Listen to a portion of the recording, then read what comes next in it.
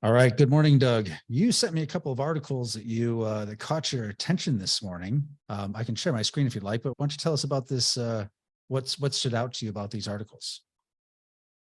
Okay, well, the first one is there's a kid, 6 years old. I mean, this is just what the paper says. So you can't be sure how much is actually factual or not. So as I read this thing, a 6-year-old brings a gun to school. The kid had been acting out, apparently, and threatening and beating up other kids and so forth. And the article says he had a pistol in his pocket. It didn't say what kind of pistol. I'd like to know what the brand was, what the caliber was, for instance. Yeah, for a 6-year-old. 6-year-olds are pretty small and their pockets are pretty small. So what kind of pistol would it be? And this is crappy reporting and very suspicious. I mean, it wasn't a full-size 1911, that's for sure. So what kind of pistol was it? And then there's a lawsuit about, I mean, what do you make of that? Have you had a chance to look at that article, really? Yeah, I mean, since you sent it over, there's a couple of things that stick out to me about it that I think we see as like this trend. And one of the biggest ones is that every environment must be safe. And if somehow something bad happens in an environment, then somebody's got to pay, because you shouldn't have to take these kinds of risks. So of course you don't expect a 6-year-old to shoot a teacher, obviously, but it's not, but the immediate reflex is, well, the school's responsible, or school policy has dropped the ball, or, they didn't create adequate buffer zones or whatever for teachers. They weren't behind a plexiglass as they were leading the class. Stuff like that stands out. Yeah, it does. And of course, this is an article that apparently came and went, and it's going to be hard to find out, well, what was the upshot of this? What happened to the kid and the other people involved in this type of thing? But as I pointed out in the past, when I was growing up in Chicago and Washington, D.C., it didn't seem to me that we had the proportion of crazy people that we do today. And I've pointed out in the past on this podcast, one time I flew from Chicago to Washington, D.C. Actually, that was midway to National. And I was what was I? Was I a 17-year-old kid? Yeah, I must have been 17 at that time. And I had my pistol and my rifle and put them in the overhead compartment, walked on the plane with them. I'm a kid, basically. And nobody gives it any thought, coming or going. I mean, this is pretty wild and crazy, but nobody really took things seriously back in these days because you didn't expect people to act crazy, and a kid could do that. Well, there's some insanity. There is craziness, but at the same time, there's also an abdication of individual responsibility, completely. So I don't think those are, but they are separate, distinct problems, I think, that the culture has at this point. Yeah, and are they really going to go for an armed guard in every school at this point, against the off chance that somebody will commit another school shooting or something like that? Maybe. It's possible. Look, these are not solutions to the problem, to put armed guards in schools. The solution to the problem, and of course this is impossible now too, is that parents are responsible for the education of their own kids.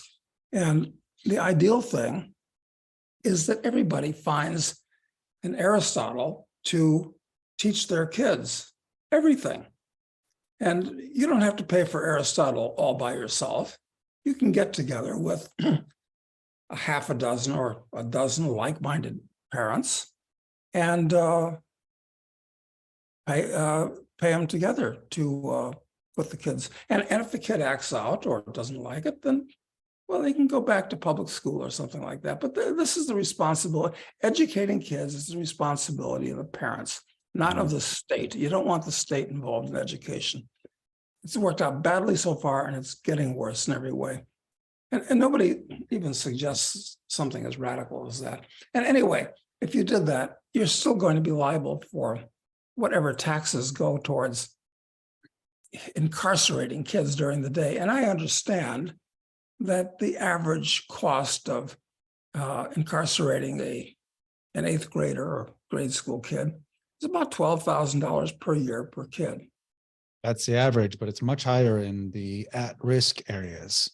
Like in Baltimore, I think the number is near 20,000 per pupil. Well, that's amazing, because let's say you have 40 little miscreants in your class. If it's $20,000 a piece, if you work the numbers out, that's, what is that? Is that $800,000 per year or $500,000 per year? Well, where's all that money going? Because, you know, teachers are not underpaid, in my opinion, because they have summer vacations and they have Christmas and Easter and all kinds of other holidays. So it's not like they're overworked. And they only have to be on site like 6 hours a day, generally 9 to 3. So it's not heavy work and there's no heavy lifting. But where's all the money going? It's not going to them. where's all the money going? Yes, if there's, let's say, even $500,000 per classroom, where's all the money going? Well, that's where we see that on the university level, you certainly see it going to administrators where in some cases, you know, Ivy League schools can have almost as many administrators as students enrolled. You know, I think that's where clearly all the money's going. Yes, and of course, now there's diversity officers in large universities. Is it the University of Wisconsin or someplace like that? They have 150 dean's level diversity officers. And this boggles the imagination, actually. Yeah. So anyway, I guess we'll never find out what the real story is with the 6-year-old doing this with a gun in his pocket, because the reporters are too stupid, or who knows. But the society corrupt is a real problem. And beyond the sensational headline, you know, the news moves on. It's not really that important what happened or what the result was or what the underlying cause was. You know, it's just, I mean, the headline is amazing. It just says that the teacher claims the school ignored multiple warnings and boys, quote, violent mood, unquote. Well, they probably good. So it probably did. So I guess the teacher will hope to haul down a gigantic payment for having filed the suit. Exactly. Yeah, and this is one of the problems with the government schools, though, is that they can't kick the kids out if there are problems, you know, and they've discouraged disciplining them anymore. So it's kind of the place where the kids that are in the most dire straits probably all end up and together, because there is no alternative for them. And everyone else that can get out probably does get out, whether it's private school or homeschooling or something else. Perhaps this is another reason why some large percentage, 20%, I'm not sure what the number is. And even then, you can't be sure the numbers are accurate. They're on Ritalin or some other type of psychiatric drug. So it's got to be a very bad environment for a kid that actually wants to learn something. He's surrounded by young yahoos with bad habits. It's not a good situation. And there's no indication it'll get any better. No, but this does kind of lead to the other article, though, in my mind, in that the solution for everybody to every problem is to get paid. And this next one, let me share it with you real quick here. It's like everyone's out to get paid today. So here's this one has to do with Tesla and you know, alleged discriminated worker, I guess, this Black ex-worker who endured racist abuse, seeking millions of dollars. Yeah, this one was hard to believe because at Tesla, of all places, he's claiming that he was discriminated against racially, and his co-workers were telling him to go back to Africa. I don't know, did he come from Africa or was he just Black? I mean, it doesn't give you any facts to make a reasonable guesstimate, except for the fact that a jury earlier awarded $137 million.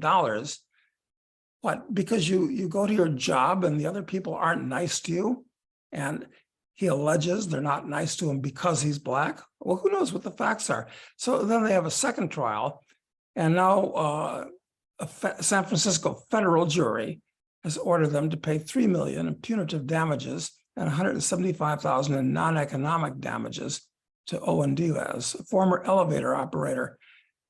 Well, you know, there's an illusion in there that he's kind of a troublemaker. Well, maybe he had who the hell knows what the facts are? I mean, what happened to investigative reporters if they're going to publish, you know, something that's a scandalously large jury? Well, of course, the same thing could happen to Trump. If you can get a jury to give an elevator operator millions of dollars because people say nasty things to him, which is hard to believe to start with in today's environment in San Francisco, of all places. It's all crazy, but we don't know the facts. All we know is some second or third hand version of the facts that's been retailed to us by some stupid reporter. Yeah, what do you make of like jury awards of that size, though? Like what's going on in their mind to make them feel like that makes sense?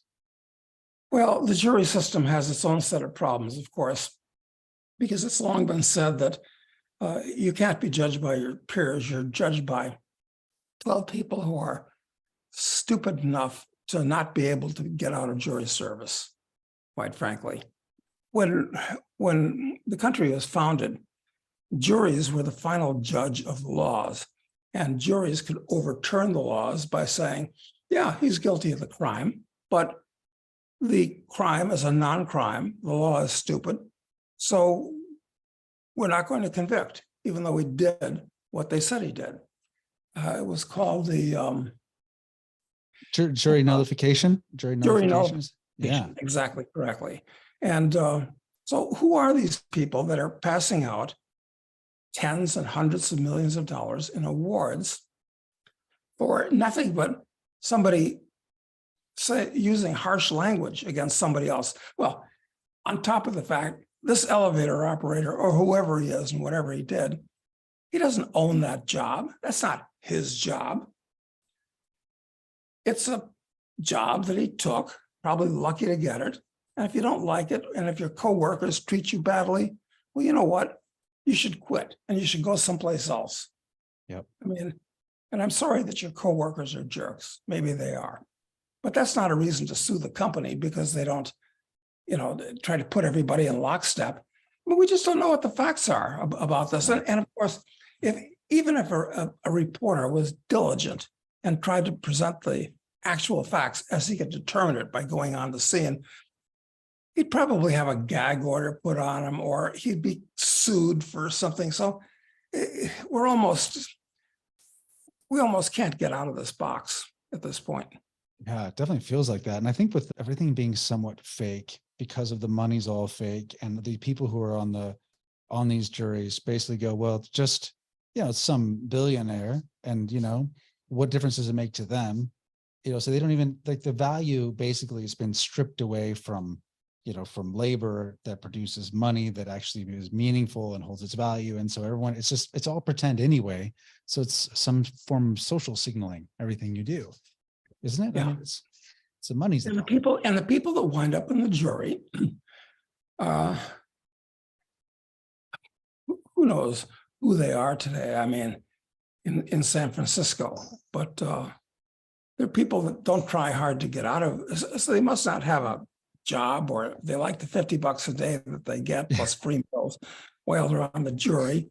So yeah, I can see how they would be promiscuous and in tossing out other people's money. Well, it's the status quo now. That's what is done in the normal course of business in the US today, is that people spend other people's money, whether that's sending that money to Ukraine or sending that money, you know, to school districts that are underperforming or whatever. But it's not considered wrong, I guess, to reallocate that capital in a way that you know, that meets your preferences.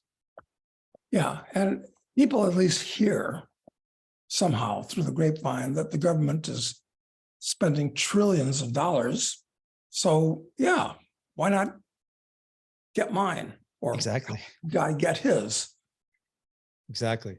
I mean, it's like, it's like paying it forward in a way, they think maybe if I do this guy a solid and award him some millions of dollars, maybe it'll come my way someday and I'll be lucky. I don't know. Yeah. Anyway, these are just a couple of random articles that somehow we saw. They'll come, go. We won't hear anything more about them. But there are lots of these things every day. And each of these things are like a separate termite eating away at the foundations of the country itself. Right. And the legal system is the place where we've talked about this before, where it concerns me the most when you see it, because it's like the last chance, I guess, for some sense of you can't expect fairness. I don't even expect that anymore at all, but just gross injustice to not happen, it's or to stop gross injustice from happening. But we see at this point, both on the criminal side, you see the stuff with indicting Trump. And then also with this, it's just like there are no limits, it seems. Well, and of course, in New York, it's possible that Trump could actually be convicted by these people that are swayed on, by emotional arguments. Yeah, Trump could be convicted, and then anything could happen, actually. He could be convicted of these 34 charges, which cannot be named, Right. I don't know if you saw the details of that, but it's 34 paragraphs basically copied and pasted with no reference to what the crime was or what law was broken. It's shocking. Yeah, the whole thing is actually quite scandalous. So, assuming we have an election in 2024, I don't know what the upshot of this, if Trump is convicted, which he well could be. This is all unpredictable. And of course, in recent months, in the law schools where professors are shouted down and can't go to class because all the students are thoroughly woke. Yeah, there was the famous case in Stanford where a federal judge was coming to give a speech and he was completely shouted down for doing so by the basically like a third or more of the law school showed up to shout him down. And then when I guess the dean of the law school then later wrote a letter apologizing to the federal judge, she was boycotted and shut down and by these same people. So it's crazy. I mean, even their idea of like free speech is, yeah, you get to speak, but I can do anything I want to you because it's my speech. I mean, I can totally interrupt what you're saying. I can completely stop it from happening. And that's my free speech. Yeah, it's very much starting to resemble the situation during the Great Cultural Revolution in China, because we are undergoing a great cultural revolution here in the United States and a few other countries, but it's centering here in the US, where millions of Chinese all waved the little red book and acted totally insane. So the same thing is happening here. Different culture, different circumstances, but it's basically the same phenomenon. It's the Great Cultural Revolution, very dangerous. And it is still accelerating. It keeps accelerating. And there are a few people around the edges that call out, wait a minute, this is crazy. This is not right. But they're not in the mainstream. Yeah, the trend just seems like it's bubbling up from underneath, but also supported by the top. And that combination is just impossible to stop, I think. It is. Once the Jacobins have control of the apparatus of the state, which they do, with the Bidenistas being in office and rapidly filling as many posts as they can with people that think like them, and it's throughout the movie industry, it's throughout corporations, it's throughout academia. So I guess it's going to keep accelerating. Unfortunately.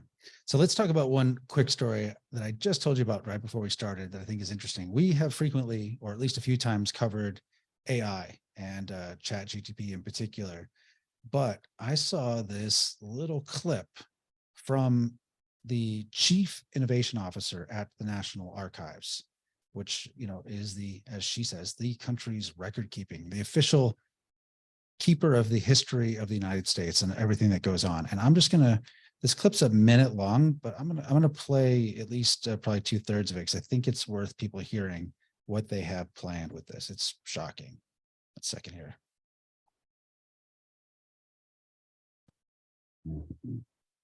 The promise held by artificial intelligence and machine learning technologies. Advancements in recent years have made it possible for us to contemplate how we might apply these powerful tools to our work. And we appreciate the private sector representatives who are here with us today to discuss the ways these technologies could support NARA's work and enhance public access to our records. We are not focused solely on the technical possibilities, which are important for NARA to learn about and implement, but also on the ethical use of AI, which is critical to our successful adoption of these emerging technologies. As you know, the National Archives is the country's record keeper, and given the fact that many of the permanent records of the federal government are inherently biased, the majority of the records were created by people in power. The issue of bias and how we ensure that we recognize and mitigate that bias as we provide access must be considered in all of our work with technology. Speaking of cultural revolution. That was quite something. Well, anybody that lives within the Washington Beltway is surrounded by a couple million other people that are living within the Washington Beltway for a reason. They all think the same. They're all sucking off the same government teat. So they reinforce each other's bad thoughts and bad habits. Now, this is interesting what she said. But one of the last things she said is that the archives were put together by, was it people in power? Yes. Well, she didn't go so far as to say white males, which most of them were historically, of course. But, well, how does she want to modify the records so that they're more accurate? I mean, they're supposed to be just records of what happened, what was written, and put in the archives. It's pretty simple. It's like being a librarian. Is it the duty of the librarian to modify or alter the records so that they sound better to them? That's what she's saying. That is what she said. I think during the Cultural Revolution, a librarian might have had that idea. Yeah, I think so. But it's everywhere now. And now that this crazy woman has a lot of power, will she delete records? I mean, this is nothing new. It happened, it's famous how this happened during the days of the Soviet Union, where a picture would survive with Stalin. Right. And then in the future, that person would be photoshopped out and deleted. Yeah. And it's only because somebody accidentally kept one of the old pictures. God forbid they would have been discovered with one, that we know that this type of thing happened. Right. This is the risk of everything becoming digital, is that it's much easier to tamper with or to filter or to hide. But especially if you add AI to that, and you imagine with the National Archives, you have to go through a system to access information. So they could have hid certain things, I guess, before, but now I guess they probably will legitimately edit them. They will, they'll take out probably they won't want to use pronouns. They probably won't want to assume anyone's gender. I mean, those are the basics. So you start there, and then you start, probably with, Thomas Jefferson's letters to, one of the other founding fathers, probably actually recusing himself from any sense because he was a slave owner. I mean, it can get wild pretty fast based on how it's going. Yeah, it's actually, you might think the National Archives, old musty files. Well, it's been said correctly that he who controls the past controls the present. And if you control the present, you can create the future. And that's what they're trying to do, because these people all think alike in this way. They think that they're righteous. They think that basically libertarians or classical conservatives are actually evil, and they like to actually delete them. Yes, exactly. Just be deleted.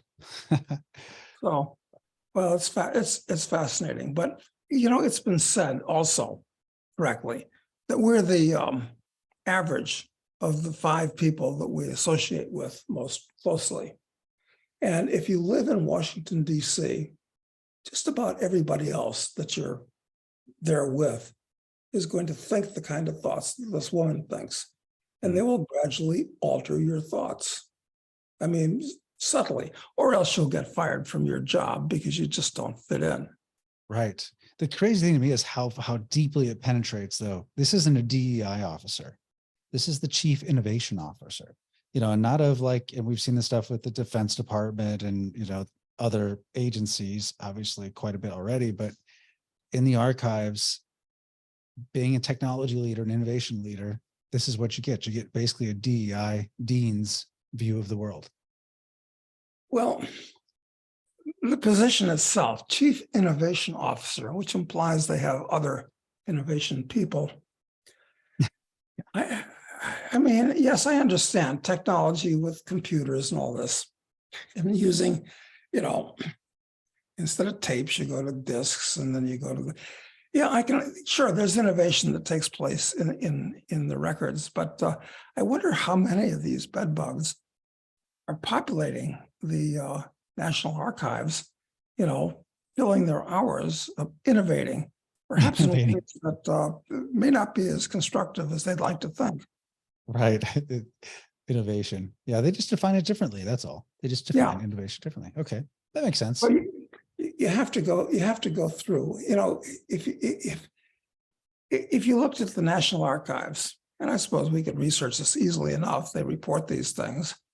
How many people work for the National Archives, and exactly what do they do? I mean, you can't get rid of them because there are rules and laws in Washington about you can't fire somebody to start with. I don't know if you can even eliminate their job. I think you can just bench them. I think that, because isn't that what Trump tried to do? He could kick him out of the White House, but he could not fire this guy. He couldn't fire him. No, you can't. But, the bad things that are happening to Trump right now, people forget that Clinton was impeached and tried for basically a sexual peccadillo with Monica Lewinsky. Okay. That's not a reason to, it was basically a trumped up crime to impeach Clinton to get him out of office on the part of the Republicans. So the Republicans they kind of started this thing with the Lewinsky scandal. That's a good point. They used that as an excuse to get Clinton. I mean, he should have been gotten for many other really serious things, but they had to pick some bullshit make-believe crime to go after him. Okay. All right. So basically the cultural revolution is coming. We've seen it coming for quite a while, but it seems with every passing day, we see it's infiltrated further and further into the system, every institution, it seems, and the culture, where the culture is basically without principle. Well, the real trouble is going to start, and all this stuff is going to bubble up from under the surface, I think, when the markets finally collapse. Whether the bond market, which is already in deep trouble because so many institutions, insurance companies, pension funds bought all this paper at artificially low interest rates, 2% interest rates or whatever.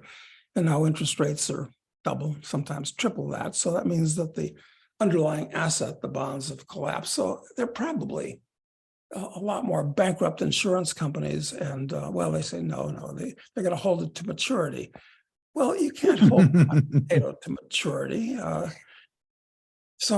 then when the stock market, something bad happens, and the real estate market, because of course, commercial real estate, partially as a result of the lockdowns where offices are not filled anymore, people are working from home, and a lot of see-through office buildings and higher interest rates, which means that the people that finance the new office buildings aren't going to, so the commercial real estate market, all these skyscrapers in major cities, is in big trouble. And that's big money.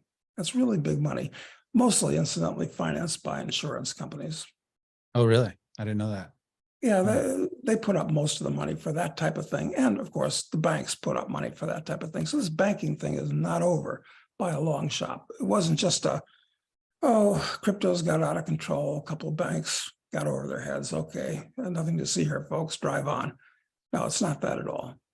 Hmm. So it's yeah, Okay. pension funds are really serious. Insurance companies are really serious. So How does that come to a head though? Like, what's the point where people have to recognize when they have to mark to market, essentially, when they have to recognize the losses that are really there, because that's one of the things that kept Silicon Valley Bank, around for months longer than it should have been, is basically because they were holding to a maturity.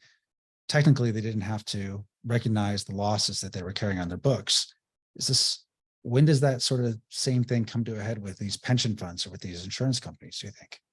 well, of course, with the banking system, the whole banking system is built on a foundation of quicksand because, as I've tried to explain before, but I'm not sure people really grok this, the fact that, savings accounts and checking accounts are two totally different businesses. And 100% reserves, going back to 100% reserves, is the only way you can solve this problem, where the banks can't constantly create more money and so forth, create more money in the form of debt. They loan out money that's not there. And of course, the insurance companies wind up owning assets. They wind up owning real estate, which generates income. They wind up owning bonds, which generate income. They don't own so much in the way of stocks, generally speaking. That's not insurance company territory so much. But the fact that insurance companies mostly own real estate and bonds are a triple threat to their capital. They've got the currency risk, and the dollar is going to be destroyed. It's actually being destroyed now in the market. This is a whole different subject. The fact that the Chinese and the Indians and the Russians and the Turks and the Brazilians and a bunch of other countries are getting out of the dollar and looking for an alternative to the dollar, so that everything is not going to be priced in dollars. So people aren't going to need to hold dollars and dump them. So the currency is going down the toilet, the US dollar. Interest rates are going up. That's the second risk. And the third risk is the default risk. Well, not in the case of the US government, of course, because they can print up as many Federal Reserve notes as necessary to pay its bills, but other entities can default. So yeah, I think insurance companies are going to get in a lot of trouble. Do the insurance companies, I know there's a gross generalization, do they generally own real estate in the form of the debt lent against the real estate, or do they own the underlying assets? That would be an interesting study to see a lot of debt financing those buildings, of course. But well, if they own the building itself, and of course, if you buy a building, you're going to get a certain percentage return on the cost of it. But what happens if you can't lease it out? But you're still going to have to pay the taxes and the maintenance and the insurance and the utilities. So it turns from a profitable asset to a giant liability. And when they have to pay claims, they need cash. I mean, you could find these things hitting the market. It doesn't matter whether you own the asset itself or you own debt against the asset. You've made a mistake and you're in trouble. You're fucked. That's the bottom line, I think, for everybody. Okay. So nobody's talked about the insurance companies yet. No, I haven't heard that at all yet. No. And of course, pension funds are in kind of in the same position, taking long-term assets. And yeah. And they've been, I've heard about unfunded pensions since before the financial crisis. It's been out there, but maybe market gains was able to allow them to cover it up for a while during the most recent bull market. Yeah, and a lot of them, the actuarial models they use still show I understand, on average, about 8% gains per year. But if the market's flat or goes down, then you don't have enough money to pay out the obligations. You're counting on it, 8% gains. So I think the financial world is going to experience an earthquake in the next few years. And I guess you can sustain that kind of an earthquake if the foundations of the society itself are solid. Right. But they're not. The real problem in this country are its foundations, not just the financial stuff. And of course, the whole world in the US is horribly financialized. Everything's financialized at this point. I mean, it's not like the US worries so much about creating Boeings and computers and wheat and copper and stuff like that. We basically create paper that's traded by the masters of the universe in New York and Washington. So that's not sound either. But No. we can't really predict what's going to happen exactly, except sorry, go ahead. it's something bad. Something bad, no doubt. But I think your big point here about the foundations of the culture of society are such that anything that happens, any difficulty that happens, where there's real hardship, people really lose jobs, bankruptcies actually happen, things fail. It's just, it could fall apart, it seems. I mean, it could just completely come unglued. And that's I think that's the collapse scenario people talk about. So On the other hand, maybe we won't have a real collapse. Maybe there's so many possibilities, so many permutations of how this could all happen that, you can write many alternate scenarios as to what happens over the next couple of years. Well, let's hope ChatGPT saves us. Yeah, I forgot about that. That or the aliens. I think those are best. That's right. Best The hope. friendly aliens on the roof of the White House. That's right. All right. Well, I think we'll wrap it up there, Doug, but we'll be back tomorrow with questions from members of our file, which is our private group. We've got a link for that below in the description of this video. If you want to find out more about that group and ask Doug questions, you can do that there. So we'll leave it there, Doug. Thank you very much. I appreciate it. Thanks, Matt.